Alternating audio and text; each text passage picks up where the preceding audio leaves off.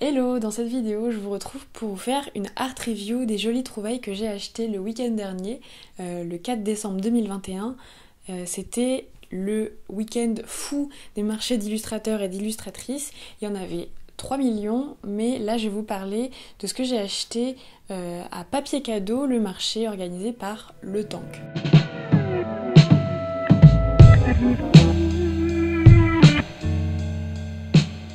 Je vais vous montrer mes trouvailles et je vais essayer de vous expliquer un petit peu pourquoi ces illustrations m'ont touchée, pourquoi je les ai achetées. Petit hors catégorie, ma copine Mikanki, Clémentine, vendait des palettes en céramique. Donc je vais je vais commencer la gouache. J'ai pour projet de commencer la gouache. J'ai acheté le cours de Roxane Campoy sur Domestika. Donc j'espère apprendre la gouache et il me fallait une palette. Donc c'est chose faite. On enchaîne avec les objets illustrés que j'ai achetés et on va commencer par un objet un peu particulier, c'est la carte de bonne fortune de Kelly Keko, qui a d'ailleurs une chaîne YouTube, je vous invite à aller regarder ses vidéos. Alors en fait, sur le stand de Kelly, il y avait un petit panier, disons, avec plein de petites enveloppes dans laquelle se trouvaient des Fortune Cards 2022. Et donc j'ai choisi celle-ci et je pouvais tomber sur 7 types de cartes différentes et je suis tombée sur l'amour, la passion. Je vous montre ça. Hop, cette petite carte-ci qui est la rose et qui veut dire donc, selon le petit glossaire de Kelly, que mon année 2022 va être rythmée par l'amour et la passion. J'en suis ravie. J'aime beaucoup cette illustration à l'encre et je sais pas si vous le savez, mais je suis plutôt une adepte de tous ces objets ésotériques, pas tellement parce que j'y crois dur comme fer, mais parce que je suis fascinée par la force des mots, la force de l'image, la force de l'interprétation et de l'impact de toutes ces choses-là sur notre développement personnel. Donc évidemment j'ai craqué pour cette petite fortune card. Donc elle reprend l'imagerie du tarot comme je disais, avec ses bordures tout autour, avec des symboles forts comme l'étoile, le soleil, ce soleil qui ressemble à un miroir ou à un œil, et puis la rose. Cette rose, la rose, elle est essentiellement attribuée effectivement à l'amour et à la passion. Mais la rose de Kelly, elle est très, très sage, toute droite, sans épines. Et j'interprète ça un peu comme un amour-passion quand même assez serein. Donc je suis rassurée pour mon année 2022. Ensuite, je voudrais vous parler de la carte postale que j'ai achetée à Lucille Faroni. Lucille Faroni, c'est une copine du Patate Club. Le Patate Club, c'est quoi ? C'est la communauté de créatifs qui soutient le podcast Sens Créatif. Et donc, la carte postale de Lucille, je suis très contente parce que je connais bien le travail de Lucille et je le trouve très caractéristique. En fait, Lucille, elle utilise une palette assez restreinte qui lui est vraiment propre et qui permet vraiment de reconnaître son dessin n'importe où. C'est-à-dire que ça m'est déjà arrivé de tomber sur une de ses illustrations dans un magazine ou un journal et de me dire ça, c'est Lucille. Cette palette, elle oscille entre couleurs chaudes et couleurs froides, enfin elle est vraiment à la limite, elle est très intéressante. Et le travail de Lucille aussi se caractérise par un travail des textures très subtil, très discret. Et sur cette illustration en particulier, ce qui est intéressant, c'est que les yeux, la tignasse et les sourcils du personnage sont en blanc et il y a zéro texture.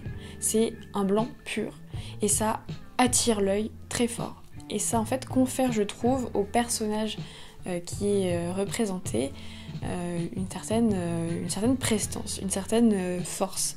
Même s'il y a une pose assez alanguie du personnage, elle est très forte, elle en impose. Donc, très contente de cette illustration. Je voulais mentionner rapidement le travail de Estine Croquerel. Je lui ai acheté un petit stickers. Elle a un travail très sensuel, de corps qui se mélangent. Je trouve que ce sticker résume bien en fait son style. Je l'ai découvert là-bas et donc voilà, je voulais quand même en parler. Ensuite, on a Joanne Licard, cette jolie illustration. Il se trouve qu'en fait, Joanne, j'ai eu l'occasion de travailler un petit peu sur son travail par le passé, très rapidement, mais je connaissais déjà son travail et notamment cette série de femmes endormies.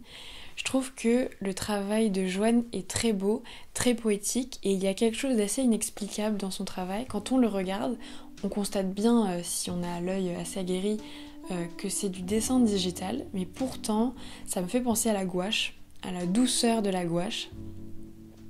Et je saurais pas l'expliquer, mais je trouve ça très apaisant et très poétique. Et cette série de femmes endormies, elle rajoute de la sérénité à ces illustrations. Donc je vous invite à regarder le travail de Joanne qui est vraiment très très beau. Pour finir, je vous parle de ce très joli A4.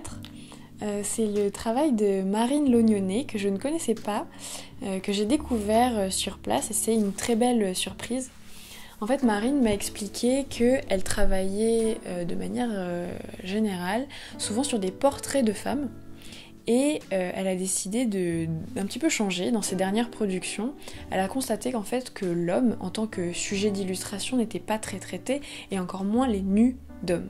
Donc elle s'est lancée dans une série d'illustrations sur le nu masculin et elle a décidé de laisser l'anonymat à ces hommes où elle les représente toujours de dos, ce qui permet peut-être une identification ou en tout cas une universalité de ces hommes. J'ai eu un gros coup de cœur sur cette illustration. Quand je suis arrivée sur le stand, j'ai tout de suite repéré. Évidemment parce que déjà ce nu là de cet homme qui se déshabille, je trouve qu'il y a une grande vulnérabilité, une grande sensualité qui s'en dégage, mais surtout ce qui m'a conquise bien sûr, ce sont les couleurs, comme souvent, et ce travail de couleurs que j'adore, où en fait Marine ne représente pas les couleurs qu'elle voit sur le nu, mais les couleurs qu'elle imagine. Il va y avoir tout un jeu de contraste, d'ombre et de lumière, où on va utiliser les couleurs chaudes ou les couleurs froides pour représenter ce contraste. Je trouve ça magnifique, j'ai un gros coup de cœur en ce moment, une grosse lubie pour le pastel gras. Je trouve qu'il y a une énergie dans le pastel gras, une espèce de roughness qui est vraiment incomparable et dans ce dessin là ça donne une vraie authenticité. Je trouve ça très beau, ça donne de la texture, de la chaleur et ça me plaît beaucoup. Voilà, j'espère que cette petite art review vous a plu. Sachez que je réalise des art reviews sur Instagram régulièrement en story, donc n'hésitez pas à me suivre si ça vous a plu sur Instagram. Vous verrez de ce genre de vidéos. Si vous regardez cette vidéo peu de temps après sa sortie, sachez que le concours à destination des illustrateurs et des illustratrices que j'ai lancé est toujours ouvert. En fait, vous pouvez gagner une biographie rédigée par mes soins si vous répondez à un questionnaire pour m'aider à construire une offre de rédaction à destination des illustrateurs et des illustratrices. Donc pour en savoir plus, ça se passe dans la description ou dans la vidéo qui apparaît en fiche juste au-dessus. Merci beaucoup d'avoir regardé jusqu'à la fin. Je vous dis à la prochaine fois et n'hésitez pas à me soutenir en mettant un petit pouce bleu. Ciao!